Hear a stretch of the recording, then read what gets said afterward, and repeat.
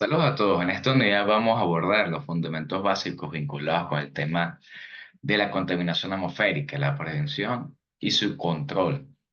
Aquella información relacionada con el diagnóstico ambiental, qué soluciones ingenieriles podemos tomar en consideración para un aire limpio, en consideración que, si bien es cierto, el agua es fundamental, el aire también.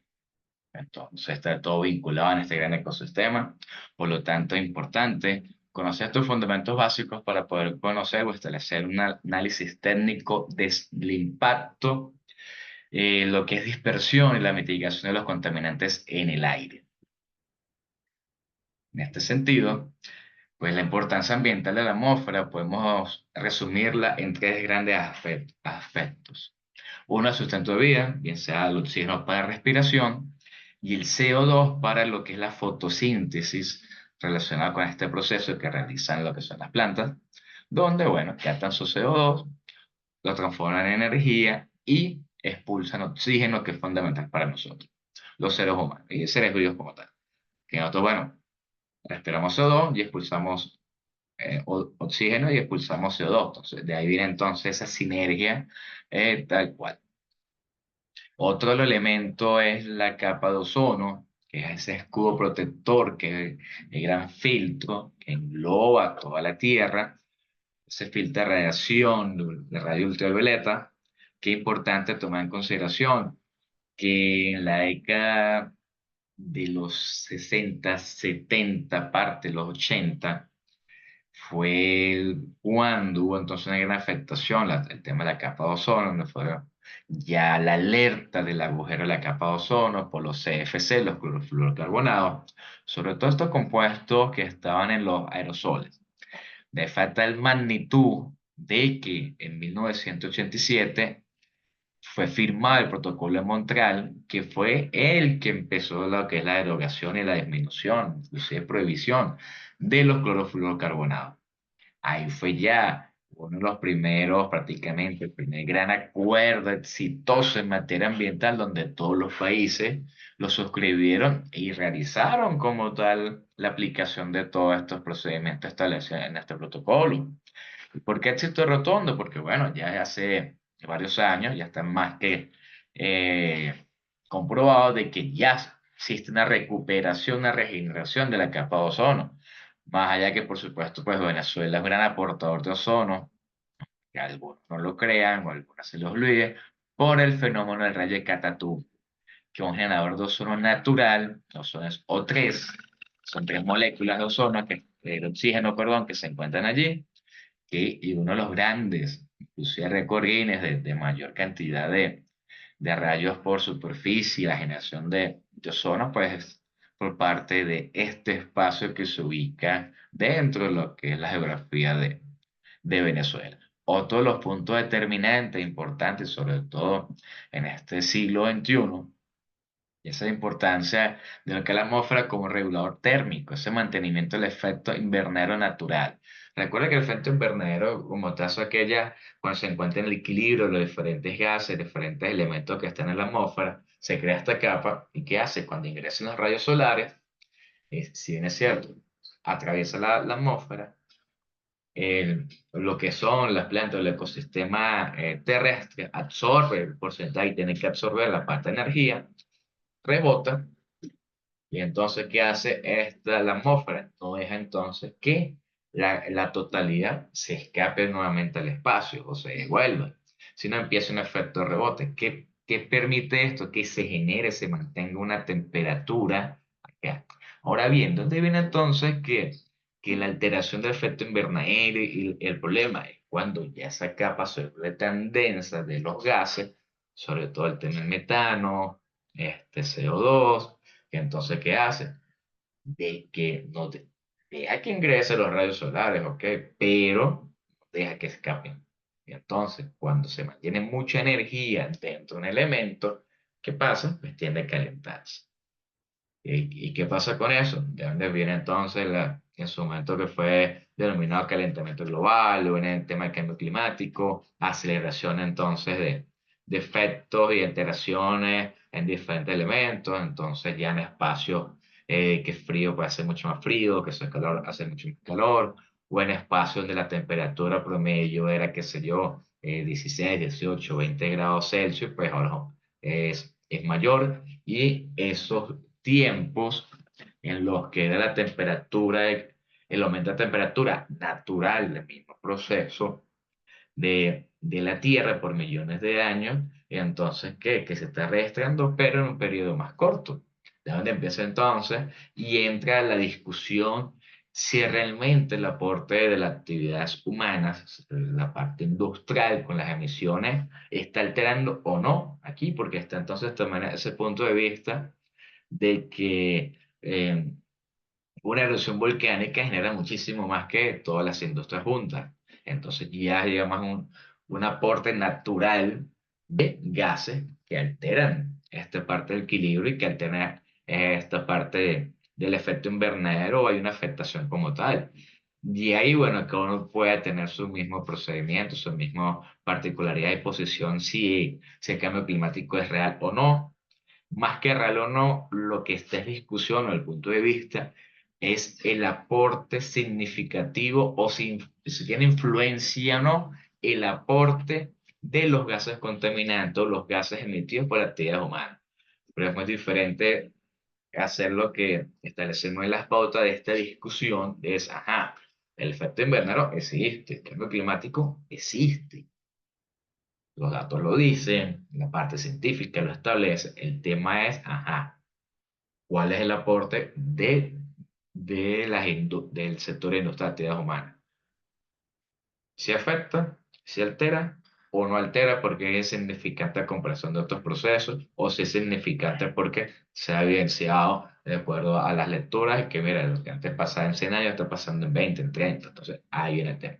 Lo que sí no hay ninguna, sin lugar a duda, es que si hay contaminación de la atmósfera, disminuye la calidad de vida de nosotros, disminuye entonces el tema de salud, por lo tanto hay más enfermedades y empieza todo a complicarse. De eso sí no hay ninguna duda. Podrán decir que sí existe o no existe el cambio climático, que yo no creo esto, que es lo que dice Estados Unidos o China o la India, que entonces países como nosotros no deberíamos abordar tanto esto, si hay grandes países industrializados que, por ejemplo, no firmaron el protocolo de Kioto, que si bien es cierto, el protocolo de Montreal fue un éxito rotundo, que es el tema de la protección de la capa de ozono, el protocolo de Kioto, que fue en 1997, que es el detalle que da la fecha, es en el 97, fue 10 años después, es el primer acuerdo con la seriedad del caso que es para poder limitar, condicionar las emisiones. Por lo tanto, ya si condiciona emisiones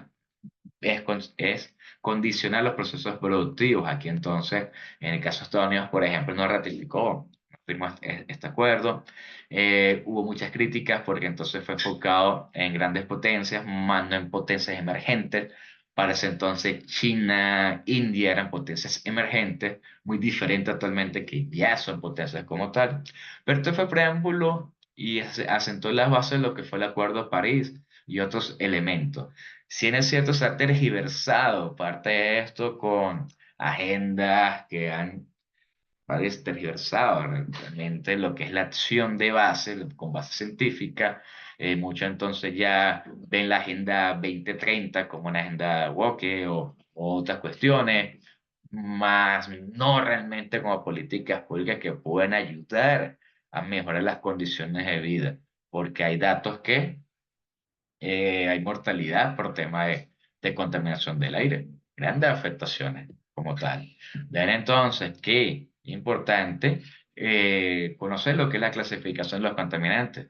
Por su formación están en primario y secundario. Primario pues los emitió directamente. Ahí entra el CO2, el CO2, el CO2 que son los óxidos sulfuro, todos elementos, óxidos nitrosos, todos estos elementos que son primarios, son directamente emitidos de acuerdo a procesos de combustiones que se desarrollan.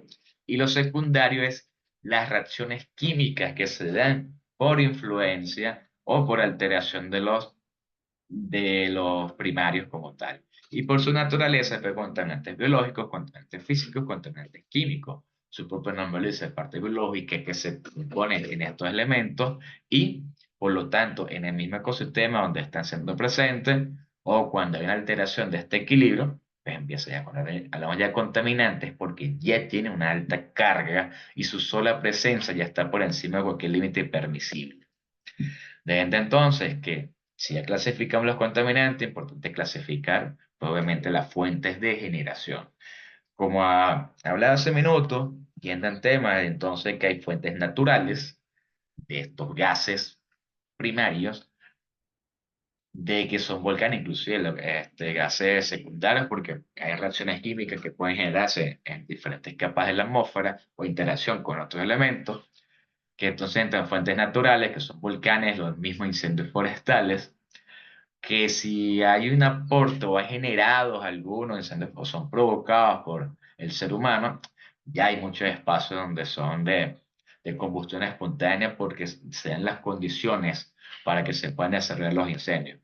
Porque no hay de otra poder decir, mire, si es una llanura donde no hay ni un alma, dirían por allí, no hay ninguna persona en kilómetros a la redonda y se genera un incendio, eso es ya fuente natural. No es que exista entonces el famoso efecto lupa por tema del virus o otros elementos, es que ya entonces empieza, se congrega diferentes variables, que es altas temperaturas, la parte humedad, suelo seco, los vientos. Entonces, cuando empieza a hacer los elementos necesarios para que se eche una combustión de ese pasto seco, ¿qué pasa? Bueno, empiezan los incendios. Bueno, las tormentas de polvo también son fuentes naturales sobre todo de material particulado. Acá, y aquí es donde empezamos a ver un buen ejemplo, que es el polvo de Sahara, que se encuentra al otro extremo del planeta. Para nosotros acá es el continente americano. Pero entonces, cuando existe esas ráfagas, o existe esas olas, entre comillas, la parte de los vientos, de polvo de Sahara, llega hasta acá, inclusive llega a un tema de San Cristóbal. Y ahí lo más directo es, por ejemplo, lo que es las Islas de Canarias, todo lo que es Tenerife, que está prácticamente a costas o cercano a lo que es el continente africano. Pueden investigar cómo es cuando hay alta afectación por parte del polvo de Sahara o tormentas de polvo, que literalmente la autopista pasa como si fuera eh, una tormenta, totalmente donde la visibilidad es prácticamente nula a pocos metros. Entonces se paraliza el tema de tráfico, aumenta todas las afecciones respiratorias y demás. Y si hay fuentes naturales, pues obviamente hay fuentes antropogénicas que son las generadas por nosotros, la maravilla de la especie del ser humano, que entonces son fijas, industrias, plantas de energía o fuentes de generación como tal, y por supuesto, si están fijas, pues ahí están las móviles, que es vehículos, aviones, barcos y todos aquellos elementos que sirven para movilizarnos. ¿De dónde viene entonces la tendencia hace algunos años que ya está establecida de esa transición, tanto en la parte energética, tanto también en tema de movilidad y en tema de movilidad sostenible, de aquellas entonces utilizar vehículos o entonces establecer esa generación de energía a través de fuentes limpias, caso de hidroeléctrica, deja lo que es tema de combustión o quema de la parte fósil, de combustibles fósiles, bien sea carbón, en primera instancia, donde ven entonces hubo también en su momento esa misma transición en lo que fue parte del siglo pasado, donde todo era parte del carbón. Entonces fue dejado el carbón por tema, ahora quema de combustible, aunque sigue siendo, por supuesto, contaminante, es menos contaminante que el carbón directamente. El tema de gas natural, que es como una transición o cambio de gas inclusive. Aquí es importante también dentro de estas fuentes de generación antropogénica, lo vinculado a los gases refrigerantes, pero eso es todo un tema completamente extenso, igual que todo lo que es la dinámica ambiental y diferentes aspectos, bien sea agua, aire, suelo, residuos y desechos. Aquí concentrándonos en la parte del aire, pues bueno, pueden investigar lo que es la parte de los gases refrigerantes y la transición que se está realizando, donde inclusive hay diferentes protocolos, donde ya prohíben ciertos componentes, compuestos de refrigerantes, y por lo tanto hay transición, inclusive en Venezuela se está desarrollando eso también. De ahí empieza entonces, donde si ya se generan Ya ese gas, pues por lo tanto debe realizarse un tema de dispersión para poder que la misma atmósfera, el mismo proceso de depuración, pues pueda desarrollarse. Entra diferentes elementos de dispersión, tema del viento, con transporte horizontal o llamada advección de las masas de aire que permite entonces que no es lo mismo que esté concentrado todo en un solo, que dice, no, mire, viene el viento, deje que pase el viento, que eso se lo lleva, o se dispersa. Como tal, tema de turbulencia, que es la mezcla vertical de contaminante de la atmósfera, si bien es cierto, el viento es transporte horizontal, tema turbulencia, llama la parte vertical que ayuda de cierta manera a que estos contaminantes vayan atravesando las diferentes capas de la atmósfera y por supuesto empieza su dispersión. La idea es que como que con esto no se mantenga en la capa más cercana a la Tierra que la biosfera, sino que empiece entonces también a esto, a disiparse, a dispersarse.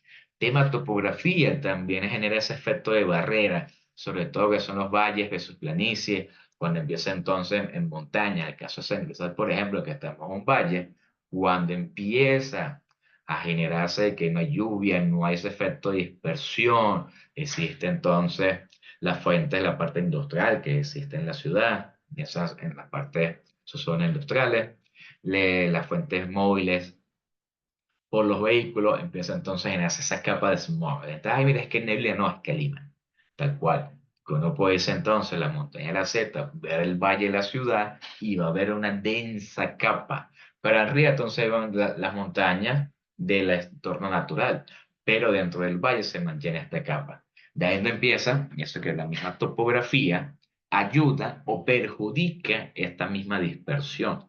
Muchos entonces establece, miren, para poder disipar o captar el tema contaminante, tenemos una barrera. No solamente sirve para el tema del sonido, ruido, sino también para parte de los gases. Y por supuesto, que busca esto, que precipito, que se disperse, o literalmente que choque, porque entonces esta barrera natural de árboles, natural o sembrados como tal, puede absorber parte de esos gases que vienen impregnados en las hojas o en esta parte y no empiece a la afectación como tal. Y otro punto es inversión térmica, para lo dice, entonces la capa caliente que atrapa contaminantes cerca del suelo.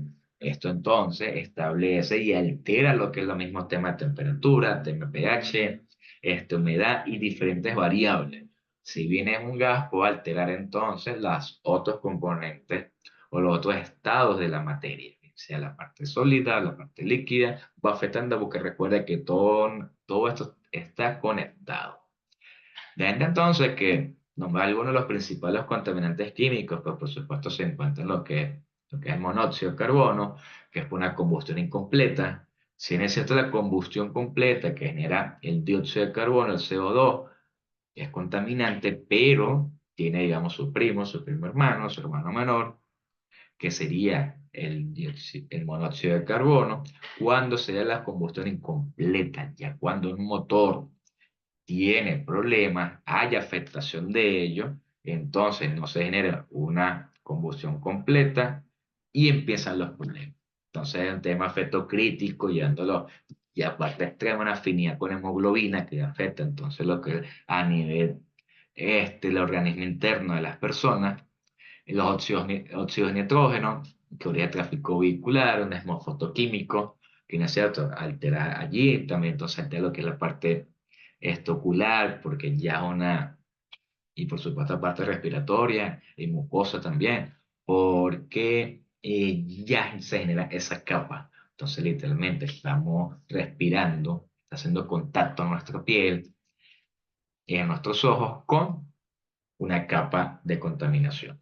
Óxidos de azufre, sobre todo en la quema de carbón, tema de diésel, que ya en la parte extrema, si se dan las condiciones de alta concentración de óxidos de azufre dentro de la atmósfera, puede presentarse lo que es la lluvia ácida o alterar. ¿Y qué es eso? Bueno, ya alteración del pH que se encuentra acá y por supuesto el caer, pues altera entonces ya todo lo que es el ecosistema terrestre y empieza la afectación de diferentes especies. No es constante, no es algo que se pueda ver así, mira, hay lluvia ácida, pero si se ha registrado, ya será bueno importante, evaluaremos cuáles son esas zonas que pudieran haberse registrado este efecto. Tener hidrocarburos, temas solventes, gasolina, Ya en casos como el tema del benceno, ya en diferentes compuestos, puede llegar a ser agentes cancerígenos, entonces estamos hablando de palabras mayores.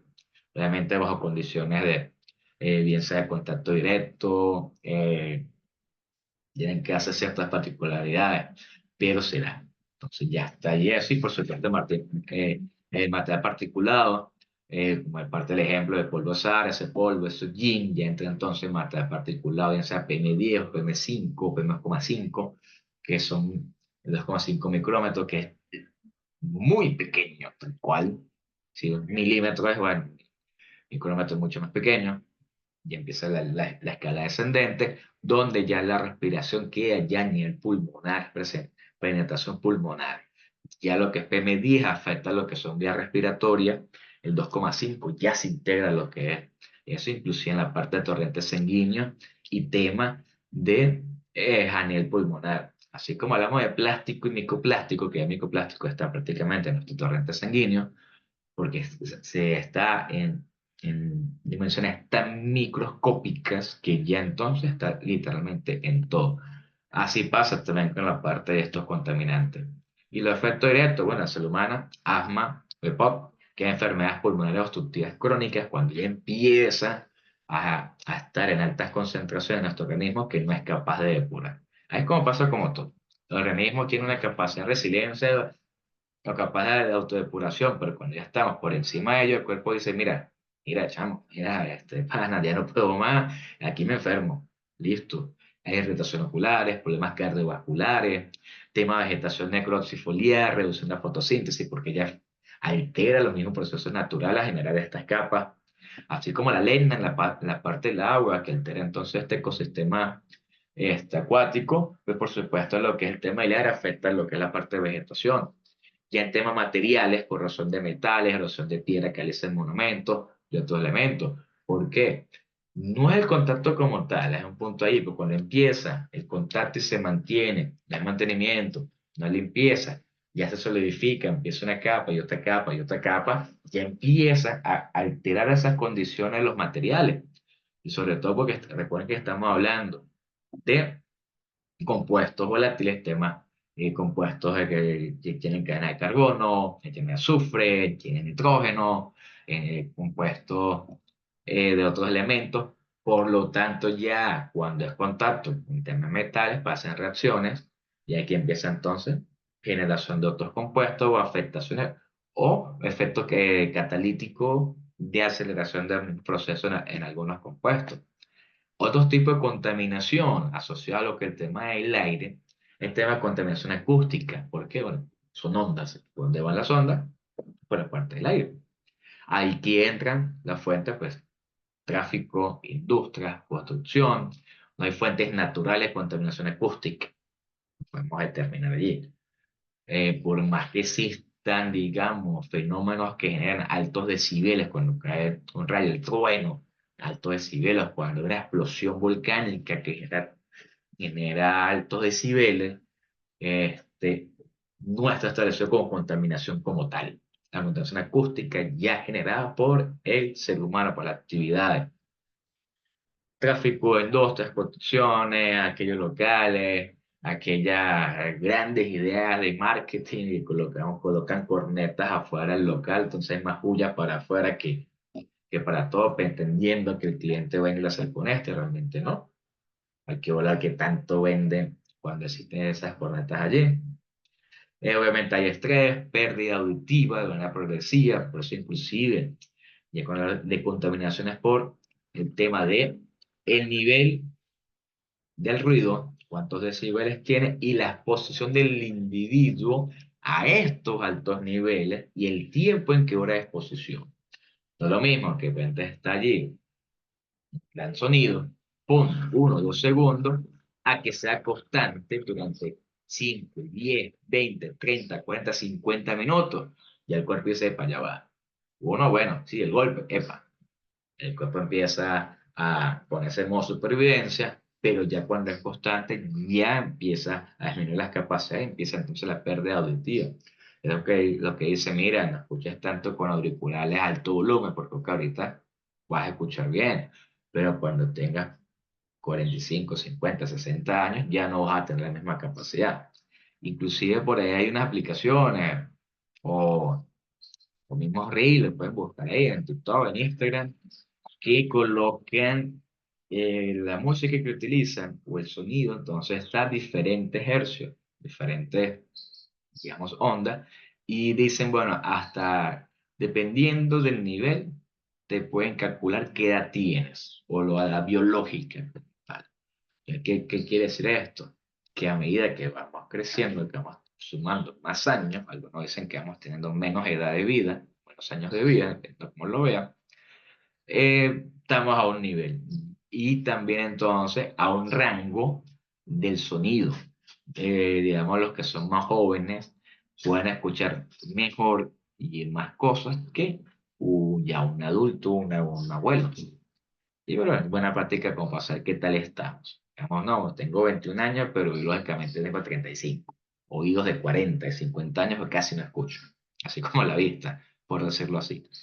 Y otro tema es la contaminación electromagnética, que está vinculada, porque no me lo dice, que hay fuentes temas de antenas, líneas de alta tensión.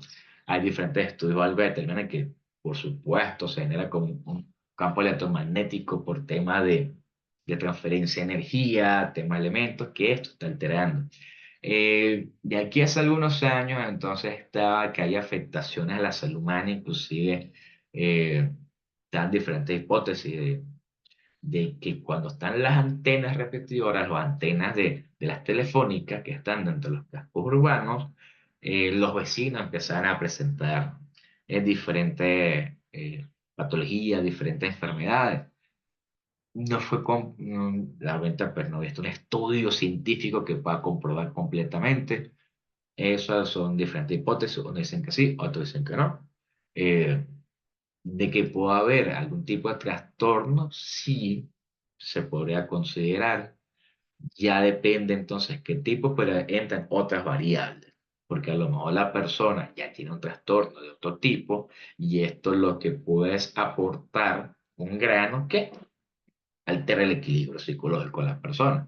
Entonces, como tal, la respuesta de la persona o ese comportamiento directamente no es por la parte electromagnética, es por la suma de diferentes factores y esto ayuda.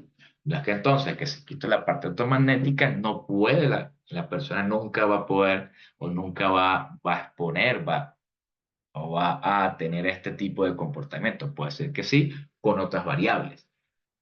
Perdón. Eh, y esto también, claro, por si ya está constantemente en esta zona, en elementos donde ya existen estaciones de generación eléctrica u otros elementos, pues ya empieza a verse temas de trastorno de sueño, lo que el organismo entra en modo alerta, por decirlo así, entonces empieza la parte química del mismo organismo a alterarse. De aquí empezamos a ver entonces cuál será el rol de diferentes ingenierías con estos procesos o cómo hacerlo para contrarrestar la contaminación de la atmósfera o la contaminación del aire, la parte de ingeniería industrial, pero por supuesto la gestión de los procesos y la aplicación de normas ISO. Si bien es cierto, pues la fundamental norma es la 9000, tema de calidad, o tenés tornado aquellos sistemas integrales, ya no solamente la 9000, está la 14000, que los sistemas de gestión, tema 45000, la eficiencia energética, inclusive ya está la, el tema 59000, que son el tema de economía circular, que es todo parte de la base, tener un producto de alta calidad que cumpla con estándares internacionales en la temática ambiental, por supuesto, que tenga una eficiencia energética, pues también tomando en cuenta la energía de donde está proveniendo, si tenemos una huella de carbono o qué tanto contaminación, el ciclo de vida del producto, mi análisis de ciclo de vida del producto. En mi servicio está estipulado esa huella hídrica que puede estipular, por supuesto, las emisiones que pueden verse generadas por la producción de este producto. Entonces empieza también vinculado a esos procesos industriales, que es mejoramiento, de producción más limpia, eficiencia, vinculado a eso diseño de sistemas de combustión eficiente, la parte mecánica y por supuesto, una cosa es el diseño del equipo. Por supuesto, si no existe el mantenimiento correspondiente, pues, sirve al inicio, perfecto, pero ya en los procesos de mantenimiento ya empieza, en los casos de combustión, pues ya no es la eficiencia un 100% lo más ideal posible.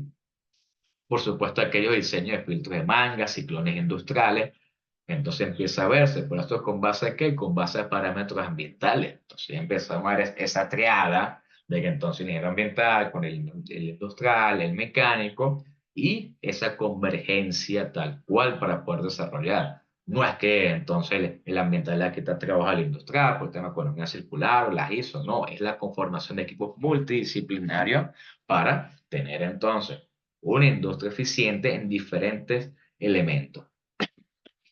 Ya cuando hablamos de la parte electrónica informática, parte electrónica, bueno, el ABC y prácticamente lo que son monstruos acá hay y en otros espacios, desarrollo de sensores, calidad del aire, todo lo que son controles de precipitadores electrostáticos que ayuda, por supuesto, lo que es la automatización, temas de sensores, análisis de datos de diferentes variables asociados a estos componentes de gases, los gases contaminantes.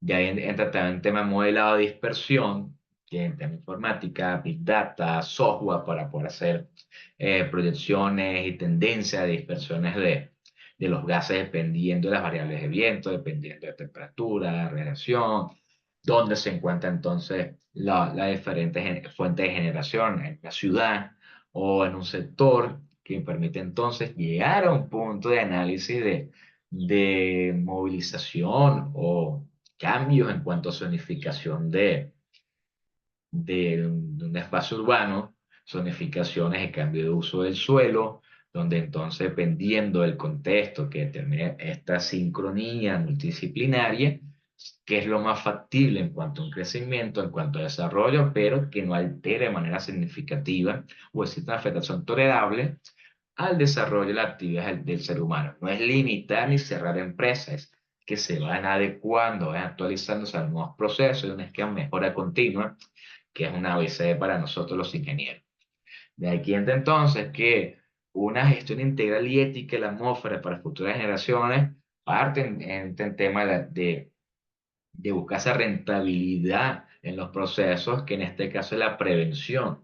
Ya cuando existe un diseño de máquina adecuado, un mantenimiento adecuado, combustibles en alta eficiencia, que los procesos productivos tengan esa transformación de la energía de manera eficiente, que podamos reducir las emisiones, que si pueden hacer un tipo de gas pueda ser captado por los filtros o puede ser reaprovechado en otros procesos, en el caso del metano, por ejemplo, en la parte de los sitios de disposición final mediante un sistema de captadores de gases en vez de quemarlo, que reduzco de cierta manera la contaminación, pero aún así sigo emitiendo, busco una reconducción de ese gas de metano para una conversión en energía, bien sea con tema biomasa o directamente con otros esquemas, y entonces ya lo que antes era un gas contaminante realmente es un subproducto de un proceso. Por lo tanto, ya entra la parte de ingeniería para poder entonces establecer los procedimientos para hacer esa captación, a desarrollar esa economía circular propiamente dicha, o aquellos procesos que permitan reaprovechamiento de lo que antes no. Y por supuesto un enfoque multidisciplinario que es clave. Esto no solamente es ambiental o de un informático o de un arquitecto, de un civil, de un industrial, no. Ya es la suma de diferentes variables que va aportando a cada una de las ramas de la ingeniería, como ya se ha visto en la parte de residuos y desechos, como hacer la parte de agua, como hemos visto acá en la parte de aire, que en la vida real pues, es así. Desde entonces que culminamos algo bastante concreto y corto sobre lo que es la unidad de contaminación atmosférica.